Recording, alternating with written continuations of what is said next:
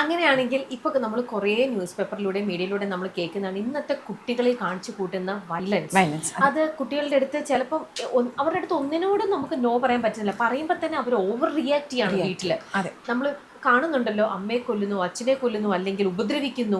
ഒന്നാമത്തെ കാര്യം, ഓവറായിട്ടുള്ള screen addiction ഉള്ള കുട്ടികൾക്ക് അഗ്രസീവ്നെസ് ഭയങ്കര കൂടുതലാണ്. ഈ ഒരു കുഞ്ഞ് ഒരു ഓവറായിട്ടുള്ള റിയാക്റ്റീവ് ആവുന്നു എന്നുണ്ടെന്നുണ്ടെങ്കിൽ കുട്ടിയുടെ വീട്ടിലെ സാഹചര്യം നമ്മൾ അനലൈസ് ചെയ്യുന്നത് വളരെ ഇമ്പോർട്ടൻ്റ് ആണ്. 3-4 ഫാക്ടേഴ്സ് അവിടെ ഉണ്ട്. ഒന്ന്, അച്ഛൻ്റെ അമ്മയുടെയും ഇങ്ങോട്ടുള്ള റിയാക്ഷൻസ്, ഇവർ തമ്മിലുള്ള ബോണ്ട്, കുഞ്ഞിനൊരു ഇമോഷണൽ ബിൽഡപ്പ്, കുഞ്ഞിൻ്റെ ഒരു ഇമോഷണൽ വാലിഡേഷൻ എവിടോലാക്കിയിരുന്നു. 2, കുഞ്ഞിൻ്റെ പേഴ്സണാലിറ്റി ഇഷ്യൂ കുഞ്ഞിന് കാണാം.